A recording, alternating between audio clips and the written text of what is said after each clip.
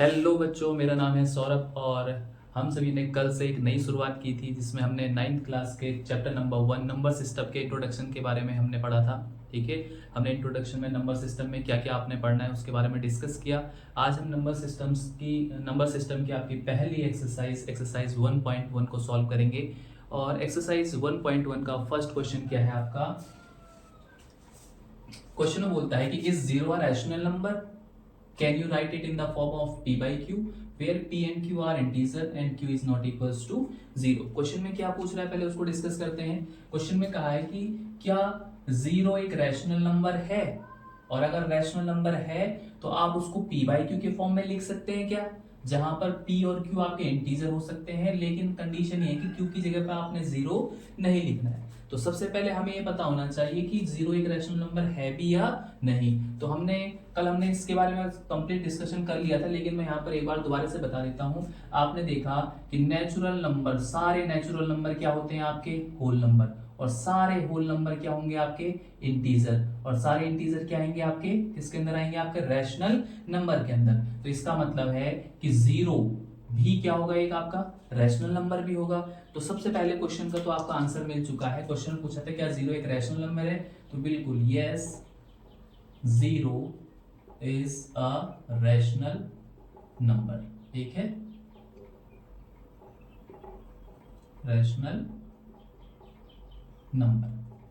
पहले क्वेश्चन का आंसर खत्म हो चुका है। दूसरा पूछे कि आप इसको पी बाई क्यू के फॉर्म में लिख सकते हैं, तो बिल्कुल जो रैशनल जितने भी रैशनल नंबर हैं सारे रैशनल को हम पी बाई क्यू के फॉर्म में लिख सकते हैं। तो यहाँ पे जीरो को कैसे लिखें भाई, इन्होंने बोला क्यू की जगह पे तो जीरो बिल्कुल रखना ही नहीं है। और क्यों नहीं रखते हैं वो मैंने कल आपको इंट्रोडक्शन के वीडियो में आपको क्लियर किया था। अब यहाँ देखो भाई, आपको पी बाई क्यू के फॉर्म में रखना है, जहां पर क्यू की जगह हमने क्या नहीं रखना है, जीरो। भाई क्यू की जगह पर नहीं रखना है, पी की जगह तो रख सकते हैं ना हम, तो रखेंगे बिल्कुल।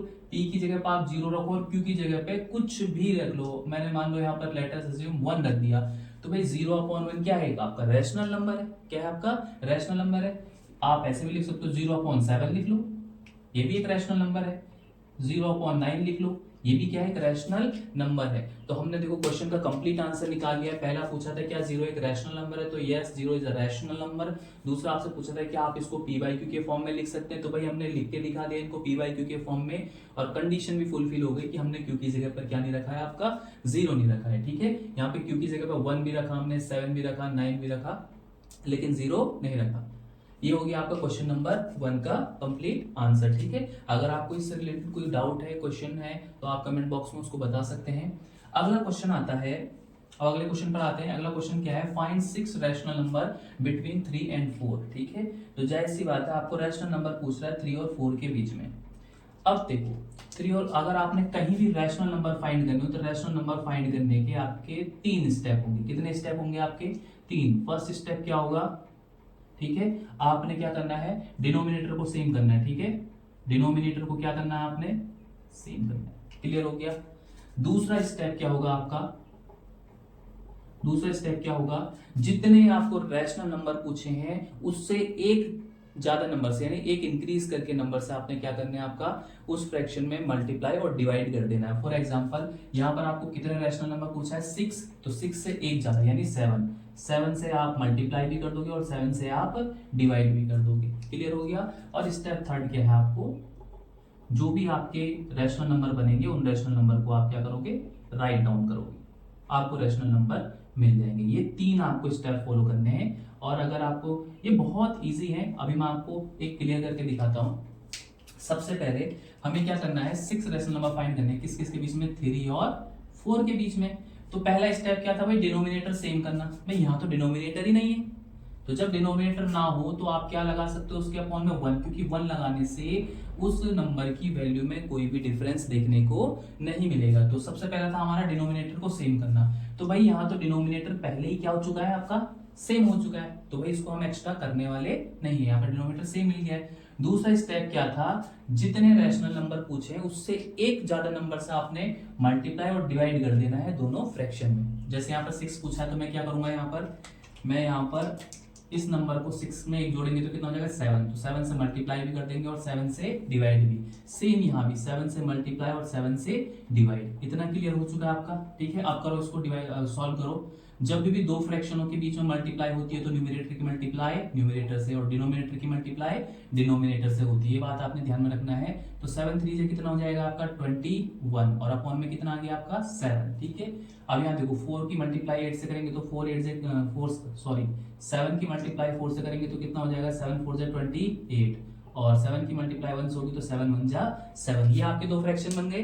तीसरा स्टेप क्या था कि इनके बीच में जितने भी नंबर आएंगे आप उनको राइट डाउन कर देंगे, तो वही कर देते हैं। 21 के बाद क्या आता है 22, फिर 23, फिर 24, 25, 26 और 27 और सबके अपॉन में क्या चल रहा है आपका 7। सबके अपॉन में क्या चल रहा है आपका 7। आपसे कितने रैशनल नंबर पूछे थे 6, तो 1 2 3 4 5 6 आपको 6 रैशनल नंबर निकल कर आ गए, ठीक है। क्लियर हुआ आपका?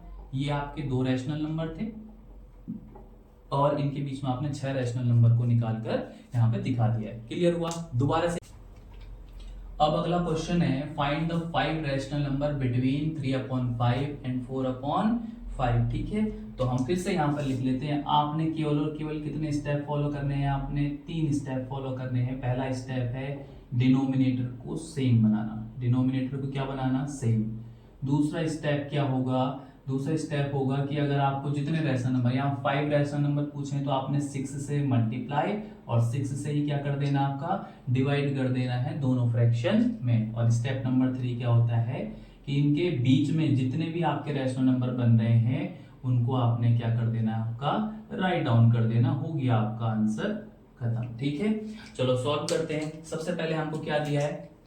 फ्रैक्शन कौन कौन से दिए? 3/5 और 4/5। क्लियर हुआ?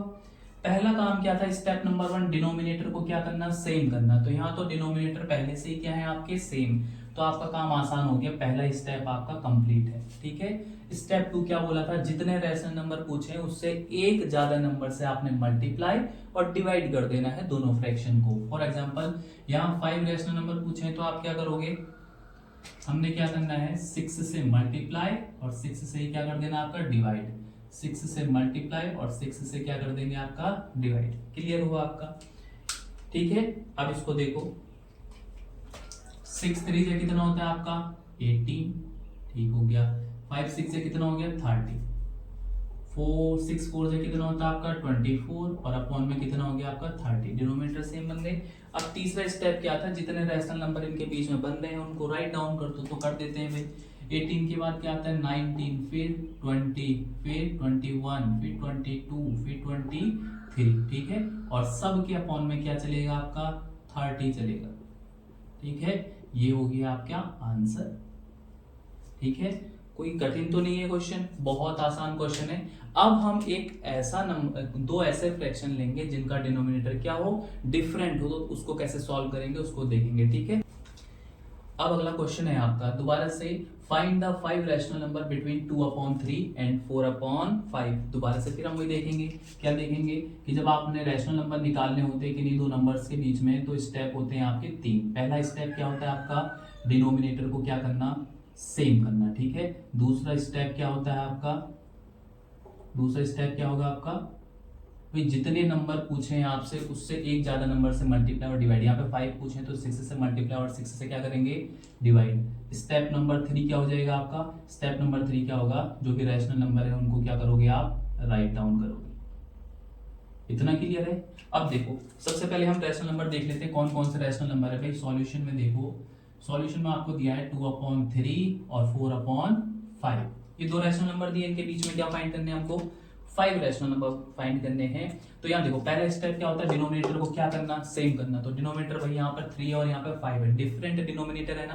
तो पहला काम है डिनोमिनेटर को क्या करना सेम करना। तो डिनोमिनेटर सेम करने के लिए क्या लिया जाता है आपका एलसीएम। क्या लिया जाता है आपका एलसीएम। एलसीएम का मतलब क्या होता है लोवेस्ट कॉमन मल्टीपल। अब देखो वैसे तो बहुत आसान है एलसीएम लेना, लेकिन जिन बच्चों को, मेरा यहाँ पर मेन मोटिव ये है कि जिन बच्चों का बेसिक कमजोर है या जिनको नहीं आता है वो बच्चे भी आपका यहाँ पर समझ के चले। तो मैं यहाँ पर आपको सिंपल में बताता हूँ। देखो डिनोमिनेटर को सेम करना है तो डिनोमिनेटर को यहाँ पे लिख लो 3 और 5, इनके फैक्टर करेंगे। तो यहाँ देखो 2 से कोई डिविजिबल नहीं है, 3 1 जा 3, 5 ऐसे का ऐसी, ठीक है। यहाँ पे 5 1 जा 5, ठीक है। अब देखो 3 5 जे कितना होता है 15, 3 5 जे कितना होता है आपका 15, तो इसके डिनोमिनेटर में भी क्या लिखो आपका 15 और इसके डिनोमिनेटर में भी क्या लिखो 15। अच्छा आप कहोगे 15 क्या है, तो ये 15 लोएस्ट कॉमन मल्टीपल है जो आपके 5 की टेबल में भी आता है और 3 के टेबल में भी आता है, ठीक है। और ये जो मेथड मैं अपना रहा हूँ फैक्टराइजेशन मेथड, ये यूज किया जाता है नंबर्स के एलसीएम को निकालने के लिए, ठीक है। अब यहाँ देखो, अब दूसरा स्टेप क्या होता है भाई, डिनोमिनेटर तो सेम कर लिए, यहाँ न्यूमरेटर में क्या आएगा, तो भाई 3 से आप डिवाइड करो 15 को, तो 3 5 जा 15, कितनी बार डिवाइड किया आपका 5 बार, ठीक है। और इस 5 की मल्टीप्लाई होगी कितने से आपका 2 से, तो 5 2 से कितना होता है आपका 10। यहाँ भी ऐसे देखो 5 की मल्टीप्लाई और 5 की डिवाइड होगी, 5 की डिवाइड होगी 15 में, तो कितनी बार जाएगा 5 3 जा 15, ठीक है। और इस 3 की मल्टीप्लाई होगी कितने से आपका 4 से, ठीक है। तो 4 3 जा कितना होता है आपका 12, कितना हो गया आपका 12। क्लियर है आपका। अब आपके पास दो ऐसे फ्रैक्शन बन चुके हैं जिनका डिनोमिनेटर क्या है सेम, तो पहला स्टेप तो क्या हो चुका है आपका कंप्लीट, ठीक है। दूसरा स्टेप क्या बोलता है कि जितने रैशनल नंबर पूछे उससे एक ज्यादा नंबर से मल्टीप्लाई और क्या कर दो आपका डिवाइड। तो हम क्या करेंगे भाई, यहाँ 5 रैशनल नंबर पूछे तो 6 से मल्टीप्लाई और 6 से क्या कर देंगे डिवाइड, ऐसे यहाँ भी 6 से मल्टीप्लाई और 6 से क्या कर देंगे आपका डिवाइड। क्लियर हुआ आपका। अच्छा तो अब यहाँ पर देखो सॉल्व करो इसको, 10 6 से कितना होता है आपका 60, 10 6 से कितना होता है आपका 60, तो यहाँ पर आ गया आपका 60 और 15 6 से कितना होता है आपका 90, 15 6 से कितना होता है 90। यहाँ देखो 12 6 से कितना होता है 72, ठीक है, और 15 6 से अभी बताया 90। क्लियर हो गया। दूसरा स्टेप भी कंप्लीट हुआ हमारा यहाँ पर। तीसरा स्टेप क्या है कि जो आपके नंबर्स बन रहे हैं रैशनल नंबर उनको लिख लो। कैसे लिखेंगे, 60 के बाद क्या आता है आपका 61 62 63 64 65। अच्छा आपको कितने रैशनल नंबर चाहिए 5, लेकिन बन तो 5 से ही बहुत ज्यादा रहे हैं ना, तो हमको उतने लिखने की जरूरत नहीं है, जितनी आपसे पूछा है जितनी की रिक्वायरमेंट है केवल उतने लिखेंगे।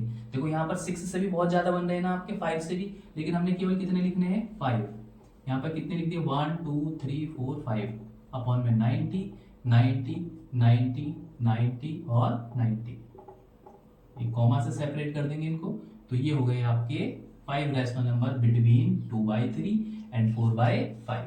क्लियर हुआ। अब यहाँ पर पहला स्टेटमेंट आपका, every natural number is a whole number. Question देखते हैं, जो स्टेटमेंट है वो क्या कह रहा है आपका। स्टेटमेंट में बोला जा रहा है कि जितने भी आपके नेचुरल नंबर है वो सभी होल नंबर होते हैं, तो बिल्कुल करेक्ट स्टेटमेंट है। आपने देखा होगा ये सारे नेचुरल नंबर का सेट किसके अंदर आ रहा है आपका होल नंबर के अंदर, तो जाहिर सी बात है सारे नेचुरल नंबर आपके क्या होंगे होल नंबर होंगे, तो इसका मतलब ये स्टेटमेंट क्या हो गया आपका ट्रू स्टेटमेंट हो गया, ठीक है। रीजन लिखना है, तो रीजन लिखना है because whole number is a set of all natural number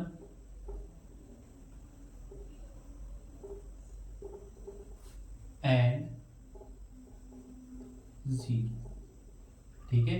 आप चाहो तो यहां पर इसको बना भी सकते हो 0 1 2 3 अप टू सोन प्लस के इनफाइनाइट, ये इसका रीजन हो गया, ठीक है। अगला स्टेटमेंट क्या है आपका, every integer is a whole number. Question क्या कह रहा है दोबारा से देखो, कह रहा है कि सारे इंटीजर होल नंबर होते हैं, सारे इंटीजर होल नंबर होते हैं। तो हम देख लेते हैं भाई होल नंबर क्या होता है, सेट ऑफ नेचुरल नंबर और जीरो, यानी ऐसे नंबर जो जीरो कॉम्बिनेशन ऑफ जीरो और नेचुरल नंबर। इंटीजर के अंदर तो एक्स्ट्रा टर्म क्या आते हैं नेगेटिव नंबर्स, क्या आते हैं आपके नेगेटिव नंबर्स, जबकि होल नंबर के अंदर कोई भी नेगेटिव नंबर नहीं आता है, ठीक है। तो इसका मतलब ये स्टेटमेंट क्या हो गया आपका फॉल्स स्टेटमेंट, स्टेटमेंट क्या हो गया आपका false,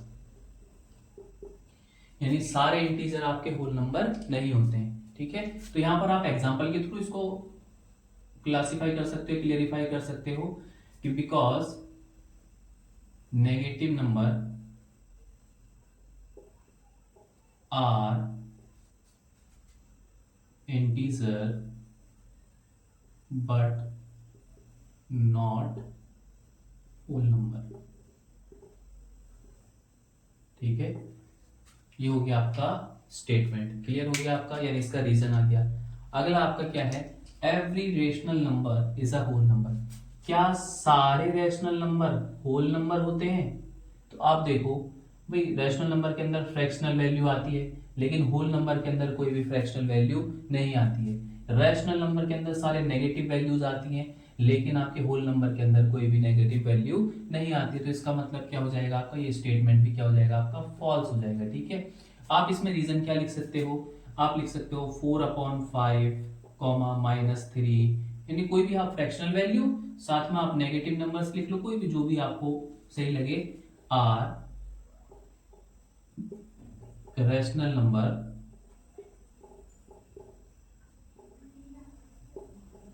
but not whole number.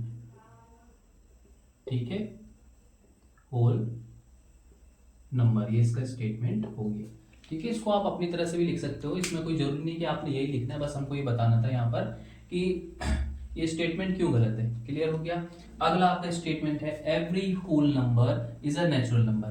क्या कह रहे हैं, सारे होल नंबर क्या नेचुरल नंबर होते हैं, सारे होल नंबर क्या नेचुरल नंबर होते हैं। तो भाई देखो, 0 आपका होल नंबर तो होता है, लेकिन आपका नेचुरल नंबर नहीं होता। तो इसका मतलब स्टेटमेंट क्या हो गया आपका, फॉल्स। क्यों है स्टेटमेंट फॉल्स, सारे होल नंबर नेचुरल नंबर नहीं होते हैं। ठीक है, अब इसका रीजन क्या हो जाएगा, आप लिखो 0 is a whole number but not natural number. ठीक है, ये आपके कुछ स्टेटमेंट्स थे जिसको हमने बताया कि कौन सा स्टेटमेंट आपका ट्रू है और कौन सा स्टेटमेंट आपका फॉल्स है, और साथ बाद हम देखेंगे एक्सरसाइज 1.2।